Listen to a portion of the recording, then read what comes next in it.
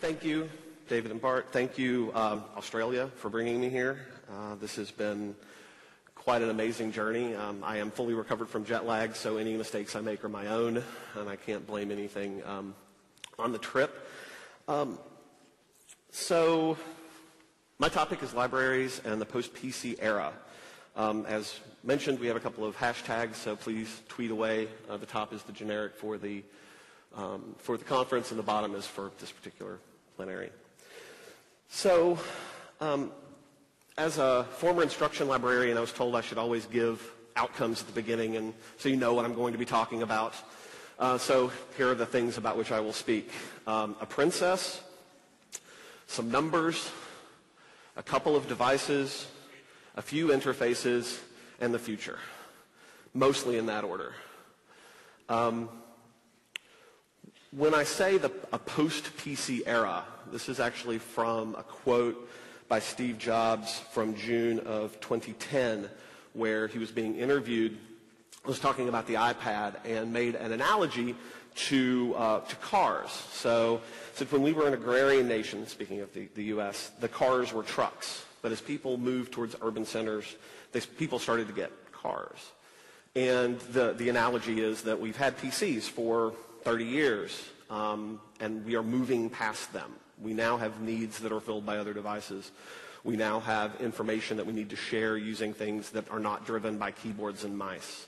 So my presentation today is hopefully going to give you an idea of the landscape and give you an idea of the kinds of things I see coming in 3 to 5 years, something like that. I've stopped talking about any technology that goes farther than 5 years out because I might as well be making up, picking lottery numbers. It's almost impossible to do anything accurately.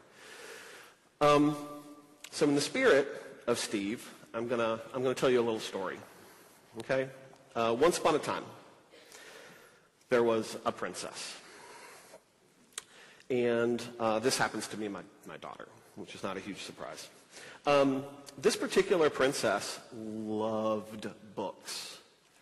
Loved them. Not a surprise, given that her parents are two academics. But she is enamored with computers, anything digital. I really dislike the term digital native.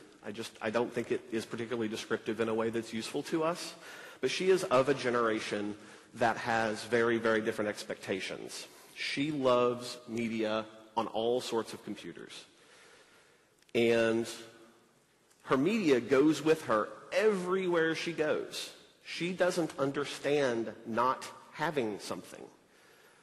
Her media, her stories, her songs, her movies, she doesn't understand if you don't have it. So when she goes to a library, which she does often, and she is looking for a particular book and it's not there, that just literally does not register in her brain. She doesn't understand what that means. It's similar to the time that she interacted with a VHS tape, and it was broken technology for her. It was technology that was so subpar. It's like, what do you mean you can't just watch it? What do you mean I can't watch the princess, do this thing anytime I want? I have to rewind this? What is this? So her expectations are colored by her experiences that she has in the world, right? And over the last couple of years, I've used that phrase, experiences cause expectations, to describe what our patrons and libraries are, how they are expecting our services to model things outside of us, Netflix and the Kindle, and they have a set of expectations that are being filled by these non-PC devices, and we are frankly failing them in many ways. The first thing that I wanted to look at is some numbers. I love showing numbers about these technologies. So it shouldn't come as any surprise that smartphones are already more popular than desktops and laptops. I don't think that should be a surprise. It is a bit of a surprise that it's true across pretty much all of the first world nations and many, many, many, many more of the third world nations in the world. The expectations that people have about accessing their information are driven by the things that they use, and it is far, far more popular to be using a mobile device, a smartphone, or a feature phone at this point. So popular are these things that the once mighty Linux, Linux has never been mighty, but at least on the desktop world, right? It's mighty on servers, but it's not mighty in the desktops.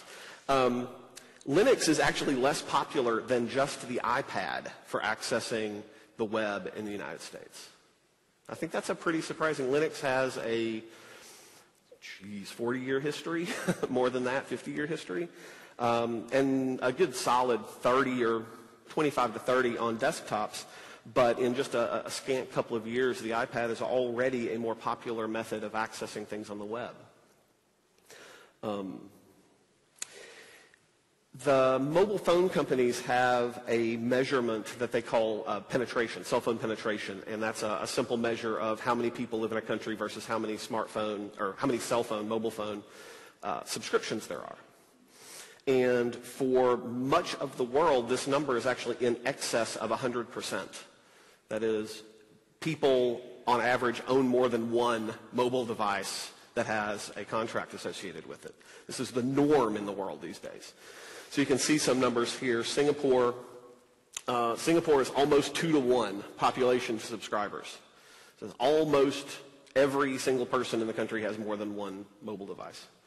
Australia is over 100% for cell phone penetration. And the smartphone penetration rate, that is, just smartphones, is inching up on 50%. So 50% of the people almost 50% of the people that have mobiles have smartphones, not just feature phones or, old school flip phones. The access that this gives people is, of course, transformative. It's very different. The ubiquity of a network is a socially transformative technology. In the U.S., while our population numbers were much larger, the penetration rate is slightly over 100%, but the smartphone per capita is much lower. There are a bunch of reasons for this, some of them sociological and some of them economic. The largest reason is that our mobile industry operates in a very different way than most of the rest of the world. We do phone subsidies for hardware devices, which causes turnover to be slower than in most of the rest of the world, where you're not on a 2 or a 3-year cycle for replacing the hardware that you have. So we're a little slow in the smartphone race, but we're still over 100% for people actually owning a mobile device. Mobile phones, unsurprisingly, are the fastest spreading communication technology the world's ever seen. So, an interesting stat that I found was that 84% of Australian adults who have mobile phones use them regularly for something more than voice. This includes SMS, this includes apps, web access, things like this. But the vast majority of people are using their phones as more than a phone, right? Again, this isn't a surprise, but seeing the numbers so large sometimes makes us wake up to the sorts of things that we ought to be doing. These are numbers. These next few slides are numbers that I generated from statistics at my particular university. I work at the University of Tennessee, Chattanooga. It has about 11,000 students and is a rural sister school to a much larger Research One institution. We have a number of graduate degrees, but we're primarily an undergraduate campus. We're a good representation, I think, of the sort of mid-sized school that you would find in the U.S. We have a lot of first-generation college students. We have a lot of kids that are coming from very rural areas in the South. And even with what you would, in my mind, that would lower their kind of access to technology, it actually, in reality, when you look at the numbers, turns out not to. So this is a chart that shows how people access the information in my library. Anybody want to guess what the 82% is? Yeah, it's people who don't come to my library, right? So 18% of the people who visited my library did so in person, about 428,000 of them. 82%, almost 2 million, came in through the website. Okay? Think about how many people you have running your building, and then think about how many people you have running your website, and ask yourself if those mirror these numbers. Yeah. No, they don't. But we're serving 4 times the number of people over the website that actually come in the building. And before some statistics nerd asks me, the website visits actually exclude anybody that comes in the building. So these are clean numbers. So if people are accessing our stuff, how are they accessing it? So on our network, we can't measure things that come from off campus, but we can measure all of the devices that people are actually using on campus. So how are they getting to our stuff, right? Well, 18% of them are using Macintoshes. It's a big number considering the overall market penetration of the Mac. 39.32% are using Windows devices, and 39.31% are using mobile devices. So these are statistics from last year. This year we're going to cross that barrier, and more people are going to be using mobile devices to access our on-campus network resources than anything else. Some game consoles up there on the network, and that tiny, tiny little sliver is Linux. So I put it up there just because we're among geeks. So that's how many people are using Linux on my campus. But mobile devices are clearly a massive amount of the traffic that people of devices that people are using to generate traffic on my network. So what kind of mobile devices? Right? That's the next question that I had, was what kind of mobile devices are people using on my network so that I can tailor things to the people who are using the most popular devices. So we go from the very far end, Chrome OS. There's one person on my campus that uses Chrome OS, as far as we can tell. We have 5 Nooks, the Barnes & Noble Nook. We have 5 of them that have been registered on the campus network. 5 out of a student population of 10,000 and a faculty population of over 600. 5, okay? We have 41 Kindles that have been registered. Now, obviously way popular than the Nook, but 41. Again, the Kindle Fire is the next one. 69 people have purchased a Kindle Fire. Considering that the Kindle Fire has been out for 6 months in the US, and the Kindle has been out for 4 years, we can clearly see where the balance of power is here as far as usage, actual usage, and getting it on the network and using it in what we would consider a robust informational way. Android, 393 people. So we're going up, but 393 people. And to be fair, our statistics actually break out generic Android and what identify themselves as Droid, the Motorola-specific droids. So together, we're just about 1,000 people that are using Android-based operating systems on my campus. iPods, 770. So this has to be an iPod Touch, because an iPod Touch is the only iPod model that has the ability to connect to a wireless network. So we can know that there are 770 iPod Touches. iPod Touches run the iOS operating system. So we're beginning to see iOS devices. The lowest selling iOS device, the iPod Touch, is still higher than everything else on the board. Anybody want to guess what this one is? What? iPad. Yes. So in 2 years, 3 years almost, iPad is now, again, tipping the scales in the direction of iOS devices on our network. Next big one, iPhone, right? 2,173 iPhones. So if you add the iOS devices together, they are well and over about 4 times the amount of everything else on the board. It's not even close.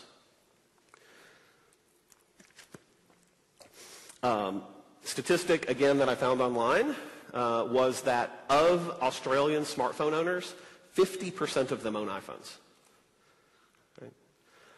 There is a clear winner in this battle. And we need to recognize it and be willing to work with it. What are people doing on my network? That's a kind of a secondary question. So we know now how many, we know now what they're using. What are they doing on the network on campus? And I know you can't, this is probably hard to read for you in the back, and I apologize, but this was the only way I could get the data. 36.5%, the largest single slice of all of the bandwidth on my campus for the entire year of 2011 was Netflix. Netflix. Over a third of the total bandwidth for my entire campus was Netflix. The second most popular was Flash video. Okay? The third is HTTP, standard web traffic. The fourth, HTTP media streams, streaming media. All told, 65.4% of all of the traffic on my entire network is streaming media. Audio, video, streaming media. Anybody want to guess how much of this streaming media is coming from my library? Yeah, about that much. This should worry us, right? This should scare us. People are not coming to us for this stuff anymore. They're bypassing us completely. Part of the reason that my particular town is so kind of media savvy and streaming a ton is that we actually have, believe it or not, Chattanooga, Tennessee, small, sleepy, rural, southern town, has the fastest internet in the entire United States. We have the fastest broadband anywhere in the entire country.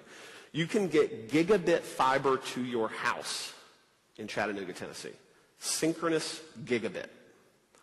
Okay? Now, the geeks out there are asking how fast they can move here. And it's cheap. It's like $300 a month for a gig of bandwidth. I point this out because we're a pretty small rural town. It's a city. It's not a huge city. And if we can do this, this is coming. This is coming to everywhere. We are going to have a bandwidth explosion over the course of the next 5 years that's going to change what we can do with the devices that we have. Media streaming is just the beginning. And we're going to look at some of the other things we can do with bandwidth like this next. So what does post-PC world look like? I'm not talking just about mobile, although I've talked a lot about mobile already.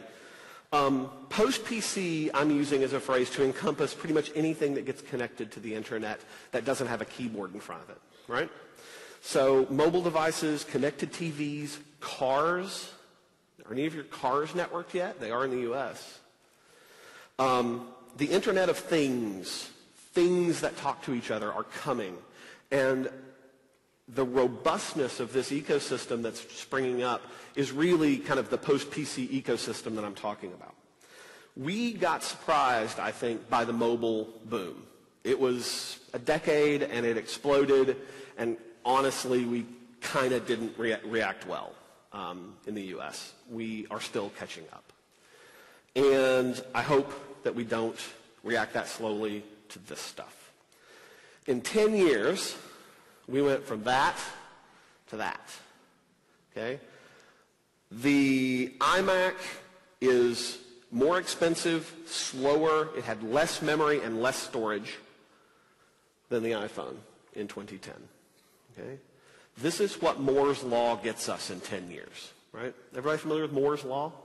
Gordon Moore was an engineer who in the 70s came up with a rule that has remained true until now, and that is that every 18 months, chips get twice as fast and half as expensive. So every 18 months, you can do twice as much work with something that costs half as much as it did 18 months ago. This is what 10 years worth of Moore's Law looks like. 10 years from now is going to be something that we can barely imagine. We have a plethora of devices coming out, and I've kind of divided them for the purpose of kind of just thinking about them. into two categories. We have single-purpose devices. We have devices that are designed for one thing very well. The Kindle is the epitome of this particular design principle.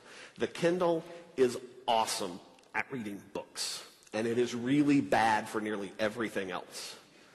They have tried to put web browsers in it and games in it, and but it's a single-purpose device. It excels at reading books. This is different than these multi-purpose devices that are now starting to explode, right? The Kindle precedes the e-ink devices, the Kindle, the Nook, the Kobo, the Sony Reader, the devices that use the e-ink screen technology precede things like the iPad or things like the Kindle Fire. These multi-purpose devices are attempting to be more or less these magic windows, right? These magical pieces of glass that become anything you want it to become. Very, very, very different kind of way of delivering information to it. A single-purpose device is very easy to deliver information to. You have text and you give it to the device, and the device shows you text.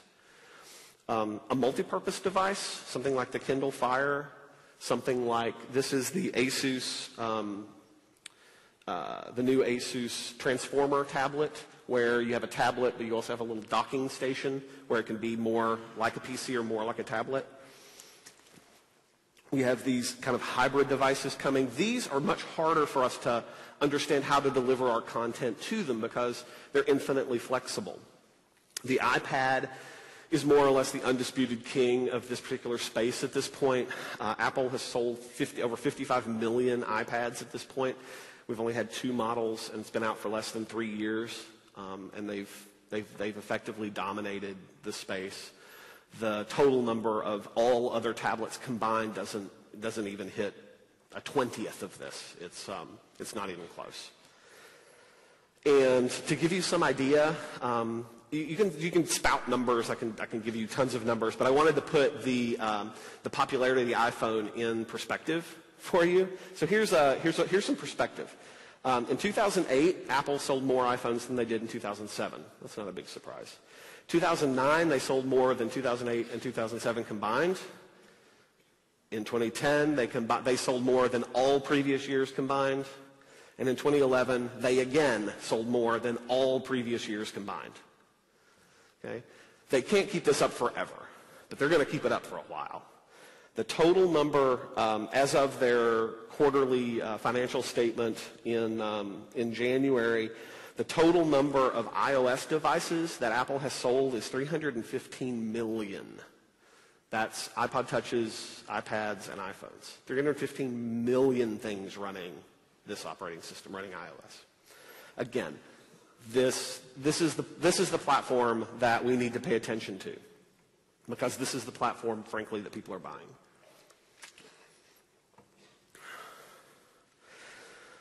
More important necessarily than the device that we're talking about is the way that people interact with this device.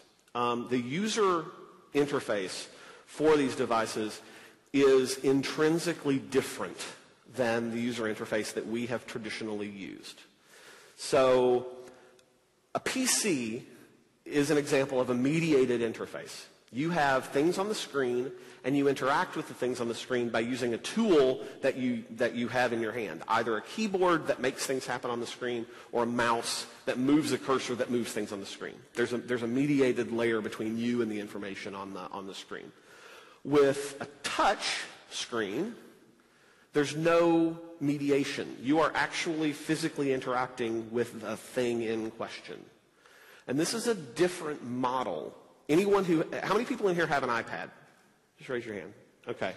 Is the iPad the easiest computer you have ever used?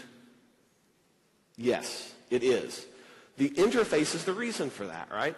You can give an iPad to a 3-year-old or to a 93-year-old, and they can figure it out because the unmediated interface is something that everyone understands. We understand touch. We understand how to use touch to interact with objects. This is something that we learn. Mice Keyboards, they're tools. We have to learn how to use a tool. This is not a tool. This is something that we understand. So touch as an interface is something that we have not, I think, given enough attention to. How many people in here have written anything for their library that uses touch as the primary interface? Yeah, you don't count, Eli. Yeah, that's what I thought, right? We're not doing this. And yet, we have numbers that show us that the most popular way for people to interact with our information is via touch. Touch is the easy one, frankly. Here's a video that just shows off the Microsoft Surface 2. We're probably familiar with Microsoft Surface. This is the second version of that hardware. I got a chance to play with it when I was at CES a month ago. So I have a little video. Let's see if this works.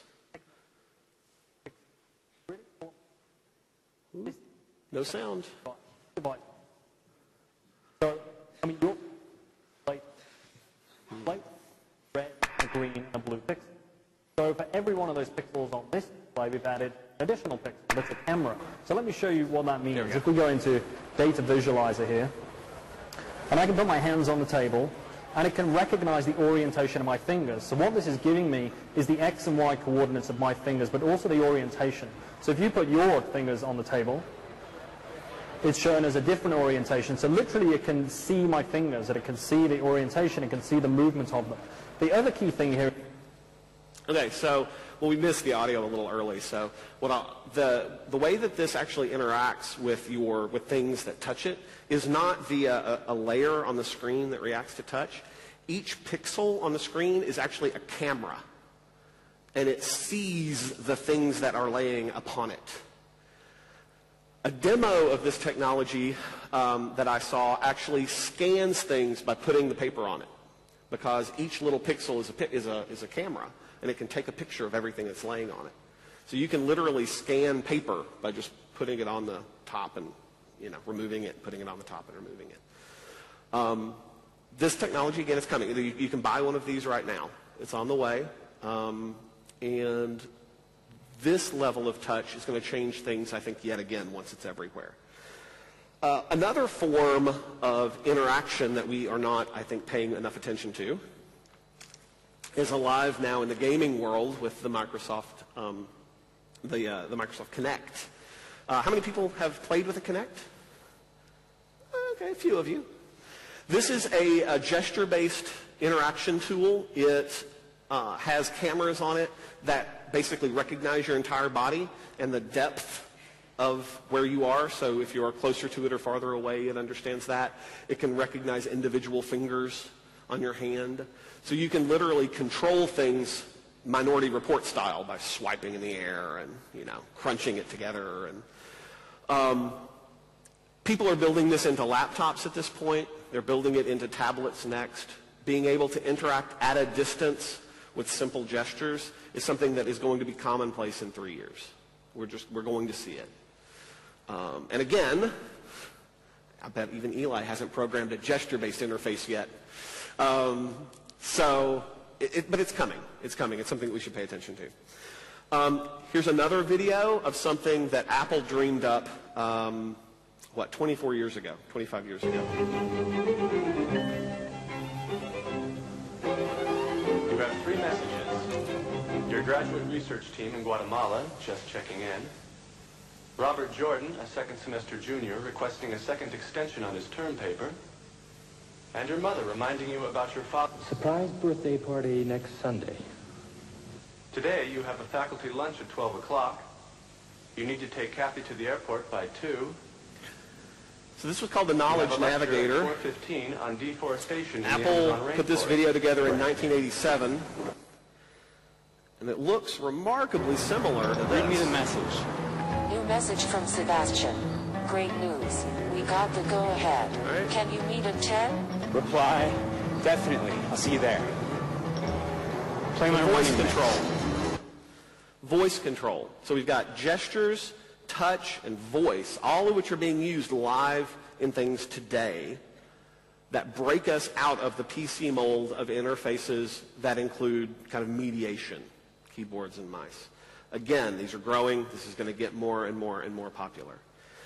One of the areas that I'm paying particular attention to, because I just think it's really fascinating,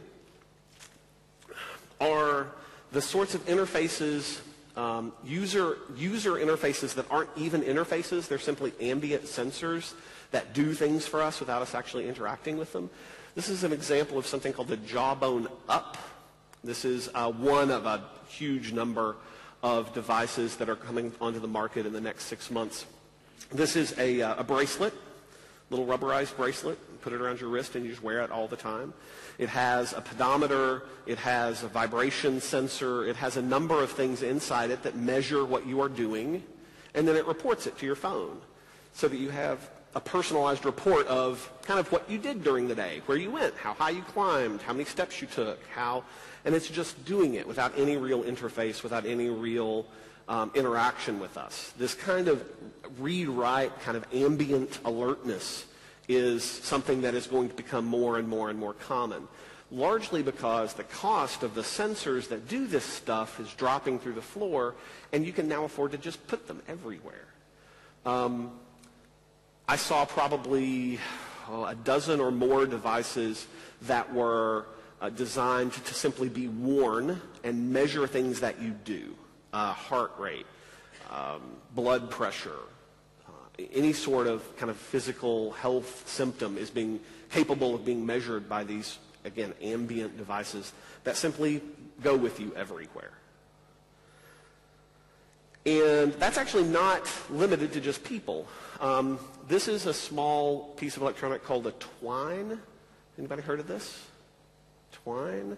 This is a small, again, ambient sensor that was originally developed as a Kickstarter project. Inside it, it has vibration sensors, it has a moisture sensor, it has impact sensor, it has a few things that it will measure for you, and it connects wirelessly to a service online. So you can program this, you can put it somewhere, and then you can program it to report to you every time something happens. Example. You could set one of these beside your aquarium, and then it could tweet you if it springs a leak, because it could measure the water. You could attach it to the side of your washing machine, and every time the washer stops, it could send you a text message. Right? It allows the things in the world to interact with us in a way, again, that is not common yet, but is coming. This particular device has a number of sensors that you can add on to it. You can do contact sensors for opening and closing doors. You can have it tweet you every time someone opens your cabinet to get food. You can have it, it's a generic device. The uses are almost limitless. Now imagine what would happen if we had these things on all of our library shelves and it recorded every time somebody moved a book. Right? Like, what kind of data overload would we be swimming in if we could identify every time someone opened a door in our building, much less kind of went in and actually, searched a book? God help us all. The possibilities for these ambient sensor devices that communicate to the universe via the web, the Internet of Things, as you will, is something that, again, it's coming. Probably 3 to 5 years from being robust, but you can buy one of these right now and hook it up to something and have it record actions for you wirelessly. So, a famous American once said, predictions are hard, especially when they're about the future. So, forgive me if I fail in some of my predictions, but I'm going to give it a shot, and we're going to look at a few things that I think, again, are coming down the road. There's a problem with this, though, and it was best kind of explained, I think, by one of the great futurists of our time in something called the Futurist's Dilemma. This was Arthur C. Clarke, and we're going to watch another little video of him where he explains. Trying to predict the future is a discouraging and hazardous occupation, because the prophet invariably falls between two stools. If his predictions sound at all reasonable, you can be quite sure that in 20 or at most 50 years, the progress of science and technology has made him seem ridiculously conservative. On the other hand, if by some miracle a prophet could describe the future exactly as it was going to take place, his predictions would sound so absurd, so far-fetched, that everybody would laugh him to scorn. This has proved to be true in the past, and it will undoubtedly be true, even more so, of the century to come. So if what I'm about to say sounds ridiculous, I'm more likely to be right than wrong. And if it sounds predictable, I'm probably wrong. So let's see how I do. Let's see how ridiculous I can sound. Yet another video of a researcher in Japan who is working on what he calls flip scanning. I've used this in a handful of presentations before. And if you haven't seen it, wow.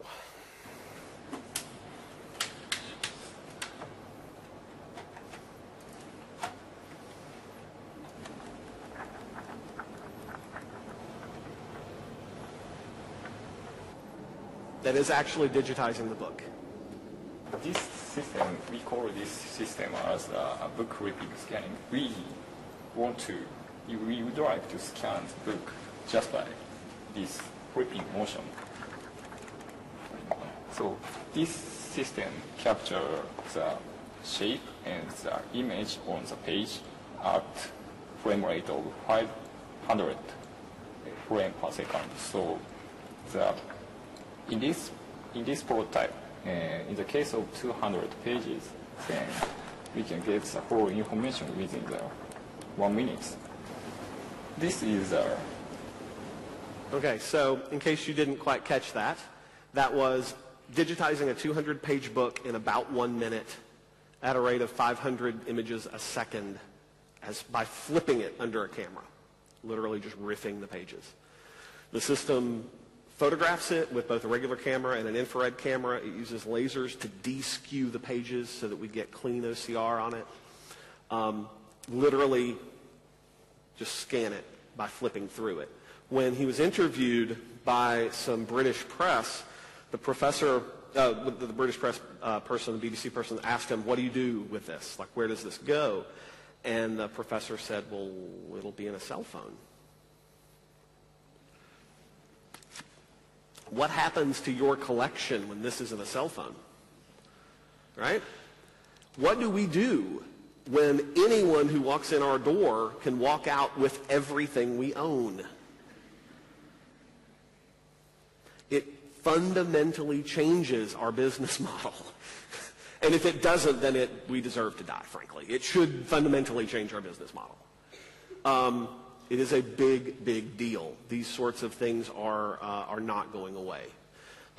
This one is just fun. This is a video of a new device that Samsung came up with, and I want it in. We're in the middle of building a new library at UTC. I want this in my office so bad. Okay, you guys, this is my favorite thing of the show. This is the Samsung transparent smart window. So it looks like a normal screen, but I can actually do things like make this blinds. So I can close the blinds. I can actually see through to the little town outside. If I want to hit widget, I can check out Twitter. I can check the forecast for Vegas. This is so freaking cool. This is future technology right here. It's a one-sided pane, which means people can't walk by your kitchen window and see what you're looking at, so you don't have to worry about that. I know that it's going into the coming months. Mass production in the coming months, so we're going to start seeing stuff like this ASAP, and I'm pretty excited about it because, well, quite frankly, I feel like I'm in Minority Report, and that's really awesome. So transparent displays that you can interact with, again, via touch, completely light transmissive unless you don't want them to be.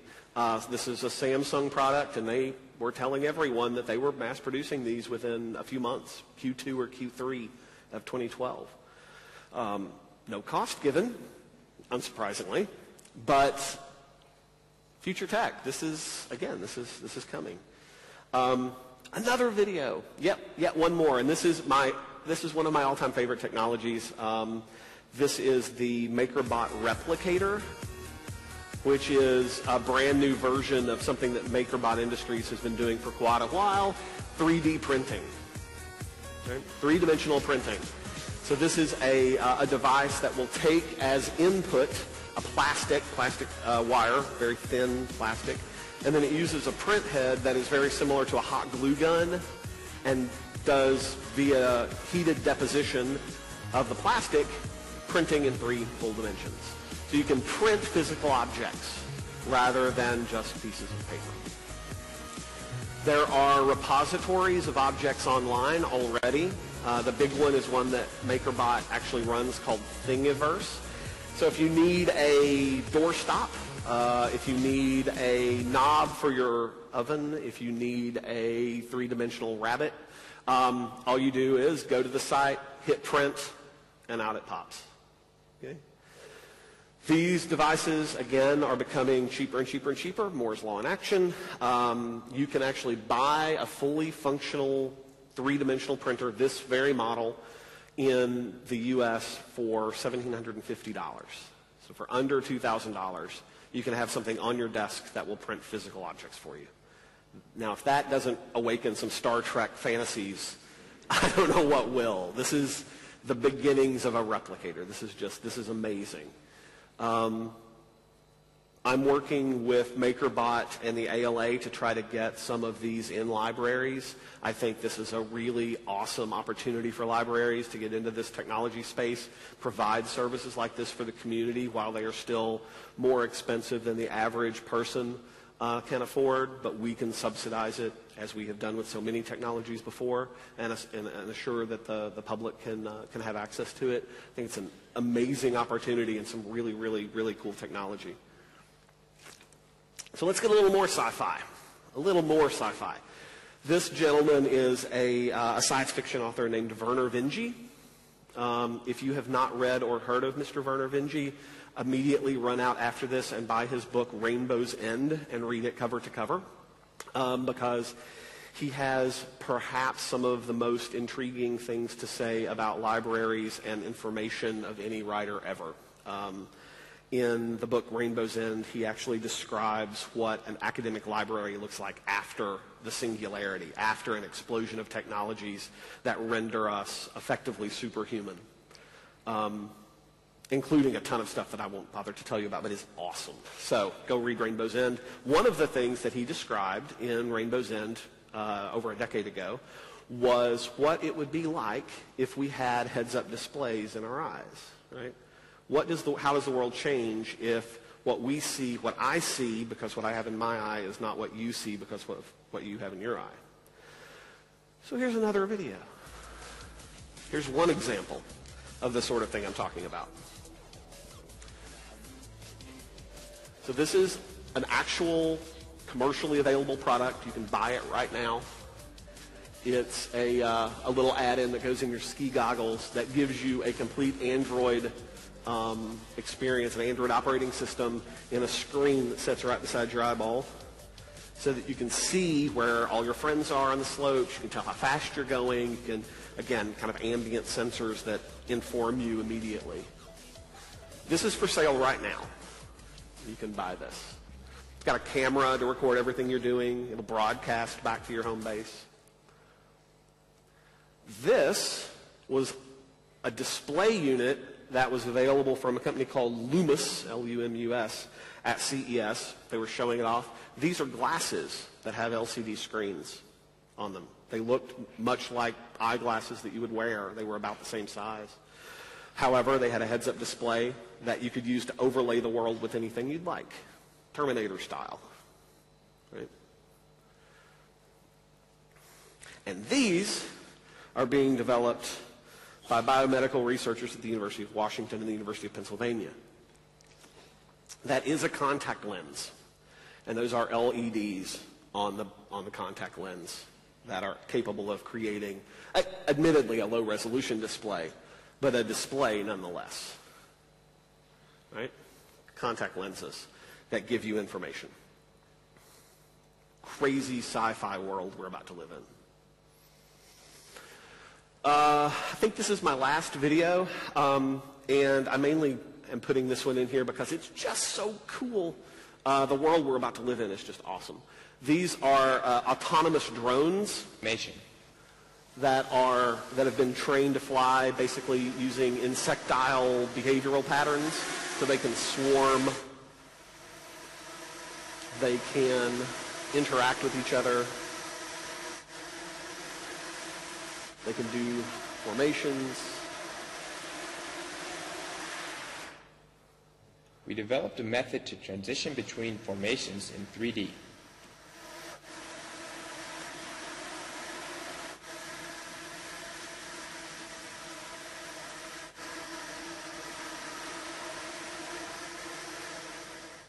The team can also navigate in environments with obstacles.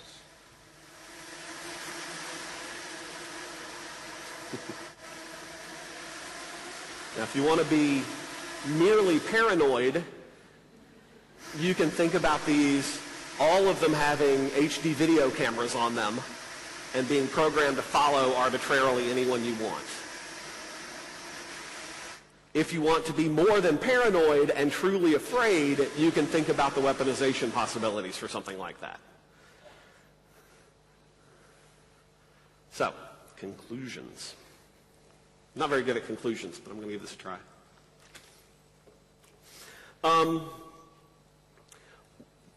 The most common complaint I get when I do a presentation like this is basically, well, that's well and good for everybody who has money, and that's well and good for people who can afford the technology, and that's well and good for not my small rural library with no budget, right? It's a challenge everyone has. Everyone has a challenge with budget and being able to afford technology, being able to afford to support technology. This is not something that we have not done before. We all have that problem. Everything that I just showed you is at the beginning expensive, but we need to think in long terms. Again, Moore's law makes everything very, very cheap. At one point, none of us in here could have afforded a digital watch on our wrist, and now they are given away in cereal boxes. These things get cheap. They get so cheap as to be disposable. This is the trend line for 30 years, 20 years worth of the cost of manufacturing a computer in the U.S.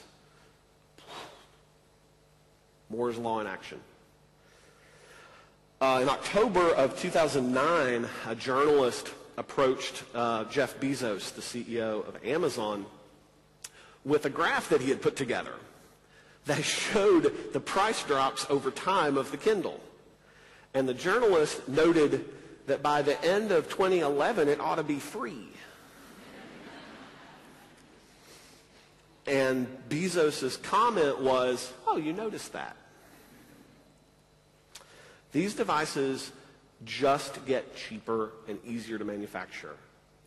The iPad is very expensive now, and in 20 years, we will think of them as prehistoric technology, and we will be throwing them away when we are done with them. It's just the way that technology works. How do we deal with this? What are the strategies that we can put in place as librarians for the next, say, 3 years or so to try to prepare ourselves for the changes that I think are coming? One of the biggest ones is that I think we need to pay a lot more attention to the things that are not happening in libraries, frankly. We need to get outside of ourselves. The problems that we are attempting to solve with our buildings and with our people and with our management of objects and with our management of information are not unique. Libraries love to believe that we are a special, unique snowflake in the world and that our solutions are the only solutions that matter, and this is just not true, and we really need to get past this. There are people who are managing bigger data sets than us. There are people that are managing more complicated buildings than us. There are people that are managing to do more with the objects than us. We need to look outside of what we have. We need to look past our own vendors, and we need to look at solutions that are outside of libraries because people are doing it better than we are. We need to think about mobile first instead of mobile fourth or fifth or seventh or not at all in some of our cases. The world is moving to these devices at a rate that is staggering, and we need to be able to respond to that movement much more quickly than we have. If I had a single suggestion for the people who are responsible for the technology in their, for the delivery of technology in their buildings, it would probably be to buy this book, which is a treatise on progressive enhancement, which is not a new idea. It's been around for almost a decade now in web design circles. But the idea that most web designers operated for years under the idea of graceful degradation. For those of you that do web design, you understand that term. You design for the thing you want it to look like, and then if the person doesn't have that thing, they don't have the browser type, they don't have the plugin, it degrades into something lesser, a lesser experience on the web. Progressive enhancement is the opposite. It says that you design for the most simple use case, and then if it happens to, that they have, the person interacting with your information happens to have a more complicated device, then you bump it up a level, but you concentrate on the core, the underlying, the simple. Progressive enhancement is a thing that I think more library web stuff needs to focus on. I think this will help us in the future. And then I think we need to give some heavy thought to the sort of data flood that is likely to come from the use of these ambient sensors and the ability to measure new things in our buildings. For far, far, far too long, we have relied on gate count and circulation statistics to justify our worth, right? When we go before the people that give us money, we give them our gate count and we give them our circulation statistics and we say, see, we're doing stuff. We need better metrics than that. And we're going to have them. We're going to be swimming in metrics. But we need to be able to sift and sort and decide what's important. And as these ambient sensors and the new measurements and things come online, we need to really be on top of it and be willing to say, circulation isn't important because people aren't borrowing physical objects from us anymore. And you need to understand it when you give me money that this is the thing we need to measure now. This other thing. Not how many people come in my building. And the final thing that I usually say about oh my God, we can't do this at my library. I don't actually think all libraries need to be at the cutting edge. I think that would be ridiculous. Anybody know what this is?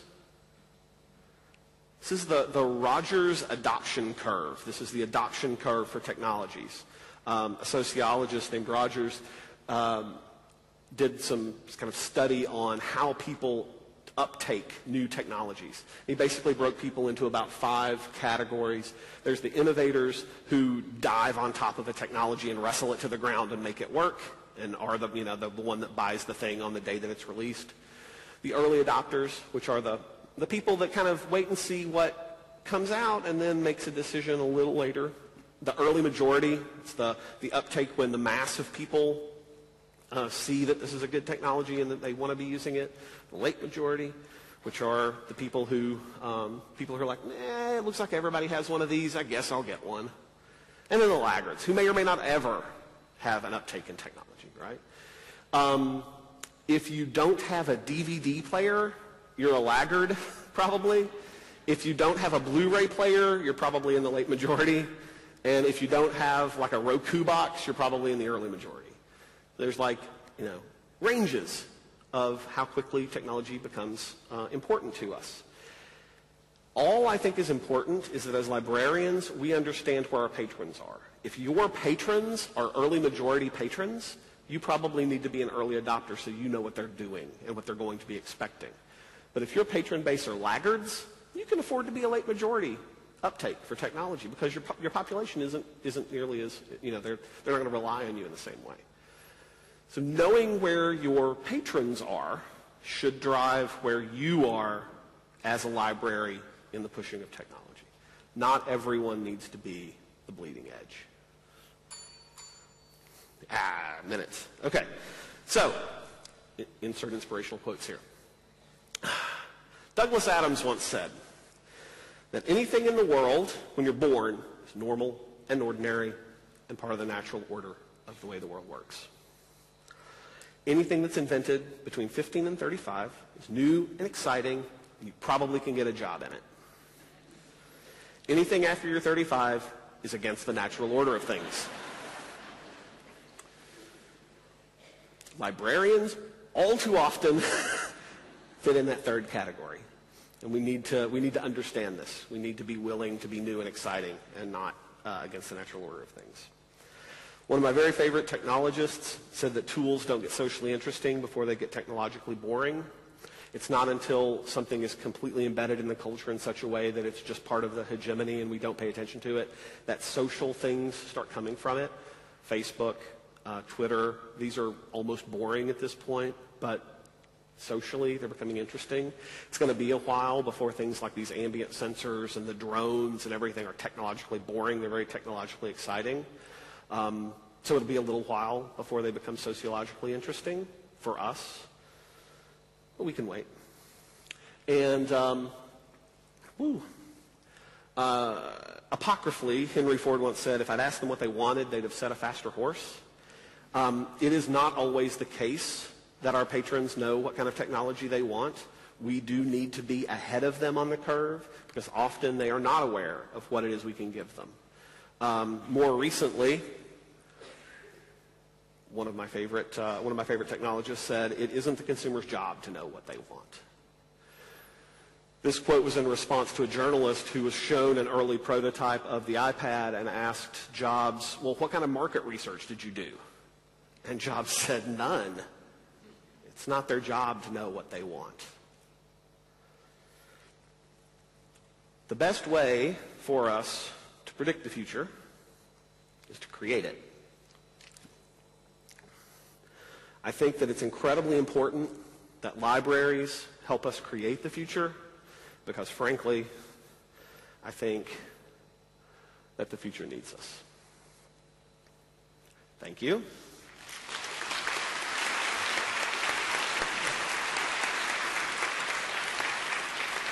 This is me. If you have any interest in contacting me, everything is there. The URL at the bottom, the Pinboard URL, is where all of my kind of citations would be. If you're interested in any of the stats or the images or anything, you can go there and sort through my links and find things. And thank you so much. If you have a few minutes for questions. Mm-hmm. We've started a bit later, so we'll still have the same time for questions. Can we just have the house lights up just a little bit so we can see who we're talking to?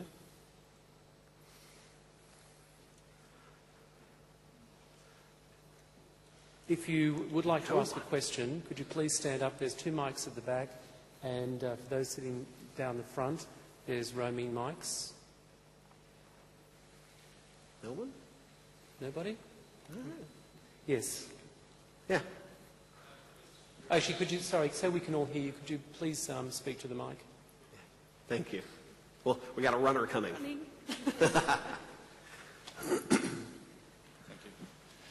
You said in your final remark that you think we are needed. Could you just elaborate on in what way? Sure, absolutely. I think there's a number. Patrons may be bypassing us for a lot of the content that they prefer, but I think that there is plenty of research that shows most people who use the web don't really know how to use it well. They don't know how to evaluate information. They don't know how to find. I don't want to say authoritative, but they don't know how to judge good from bad information and or really measure quality of any sort of thing that they find online. It's very, very hard for people to do that, and I think that's a huge job for us. I also think that as cultural institutions, we are probably unique in serving localized communities in a way that nobody else is. So public libraries specifically have a role in their community that is unserved by anything else.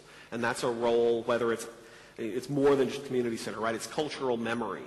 It's the collection and control of the objects about which a community cares.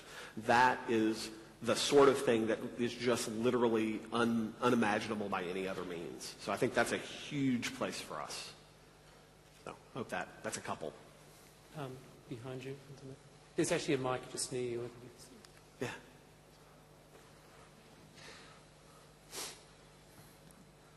Hi. You talked about experiences causing expectations early on. Yes. And then you showed us the adoption of technologies diagram at the end. Yeah.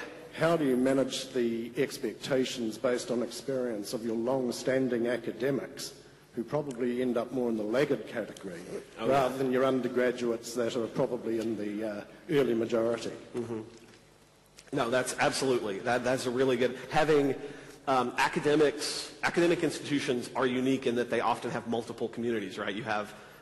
not unique. Many people have more than one community, but the multiple communities where you have an undergraduate, a graduate, and a faculty member who are all on very different places on that curve. I think that, we do what we normally do, and that is we serve the populations as well as we can by segmenting them. We provide different services to people who need them differently. I don't think it's that hard for us to imagine a set of services for undergraduates, a set of services for graduates, and a set of services for faculty. Now, with that said, I talked about kind of how Moore's Law drives the price and the availability of technology down.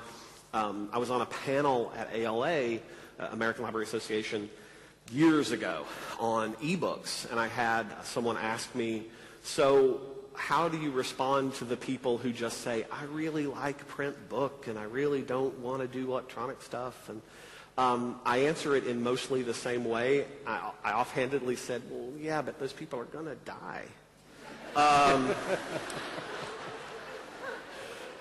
And that seems cruel, but the expectations change as generations change. And if we are planning for the future, we need to not plan for the people who aren't going to be part of that future.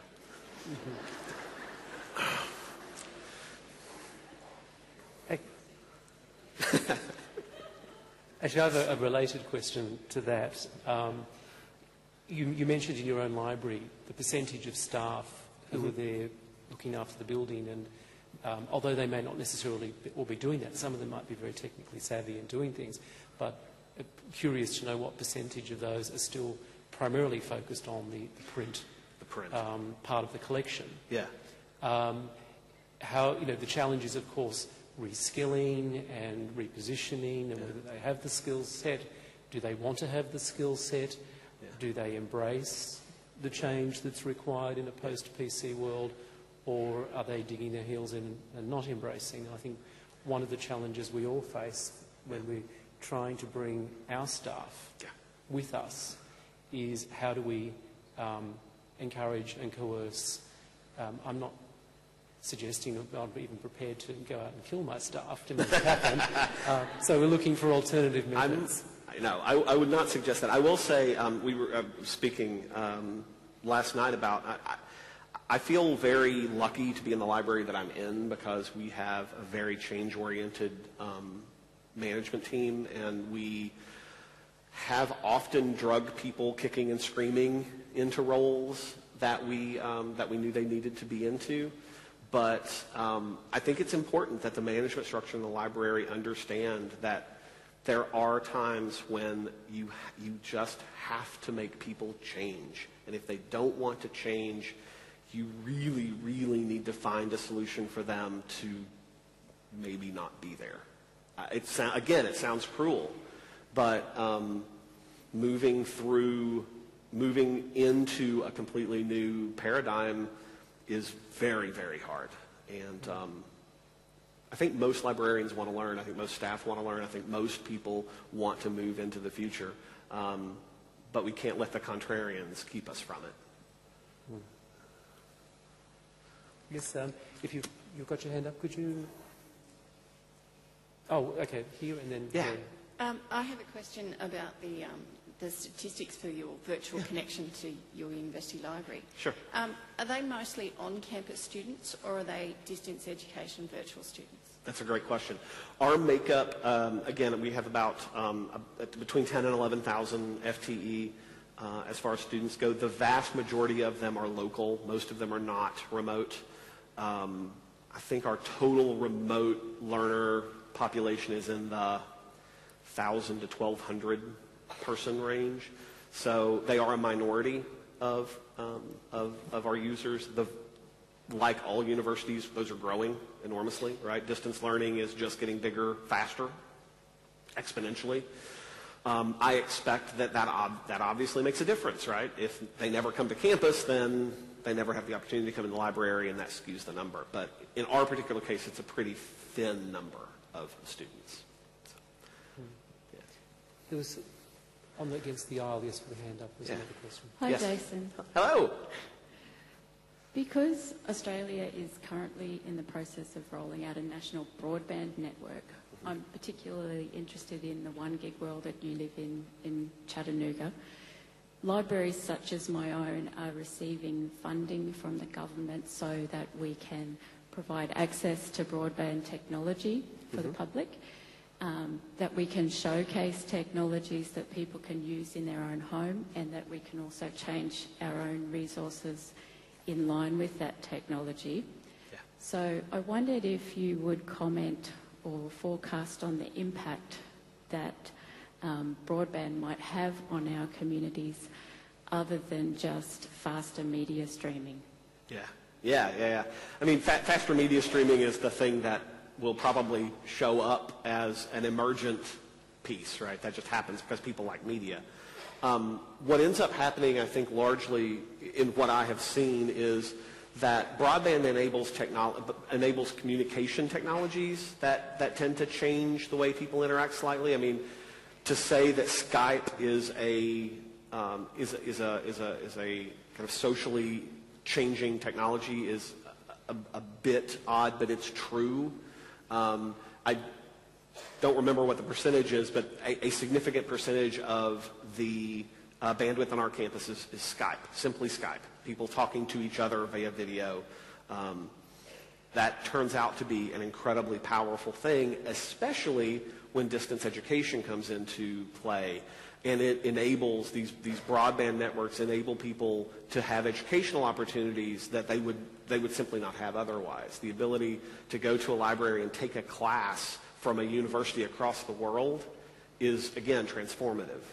So the communications aspects, the learning aspects of broadband are something that I think if you're moving into that space is something that you should pay a lot of attention to. Skype is a trivial example of that.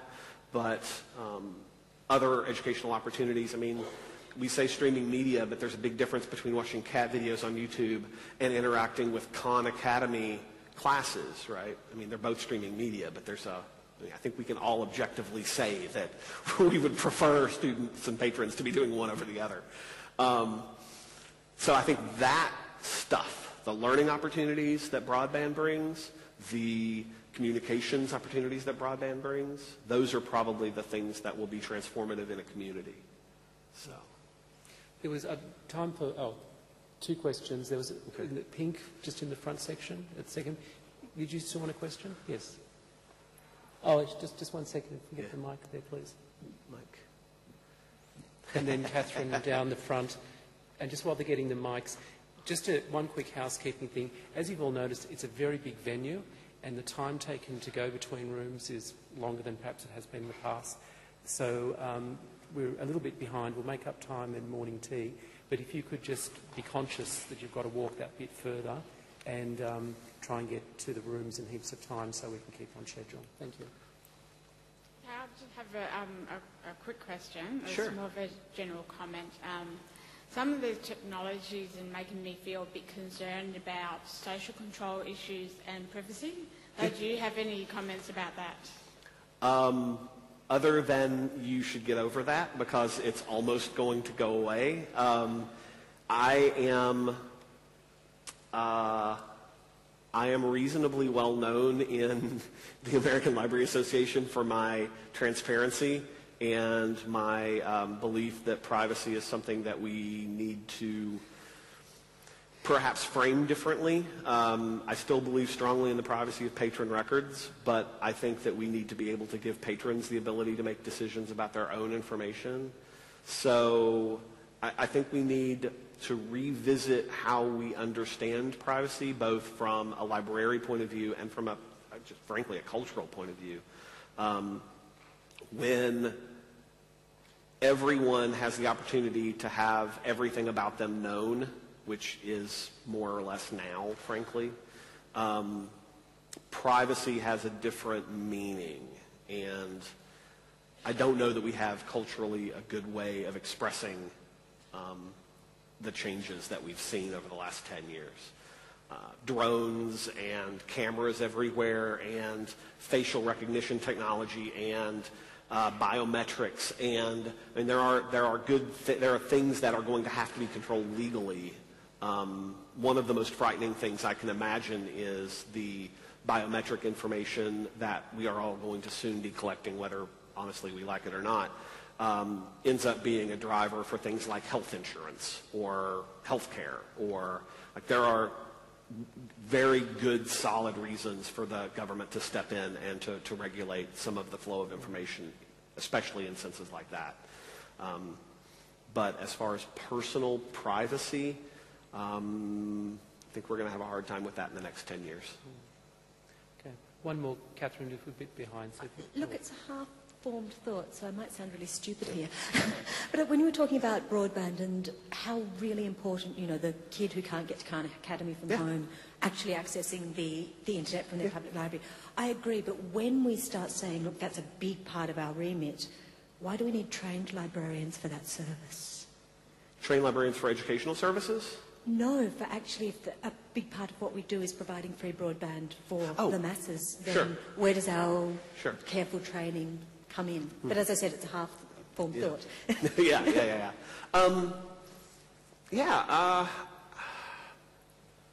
I think our careful training is going to be used in other ways, frankly. I mean, I think that there is still value in us being able to go to a patron and say, as a matter of fact, if you're trying to learn English literature, you probably shouldn't watch the 14-year-old talking about it on YouTube, and you'd be far better off going to Khan Academy and watching this introduction to, Shakespeare. It is not always obvious to our users that that's the case, for better or worse. So I think we still have, again, evaluative collection development responsibilities in a lot of ways, where we form the sorts of information that we give. We're building collections that are human filtered, frankly, and that's still better than machine filtered, which is all you're going to get from Google. So I think we have roles there. So, but I think that's it. Thank you. Thank you. Please put your hands together for Jason. Thank you so much.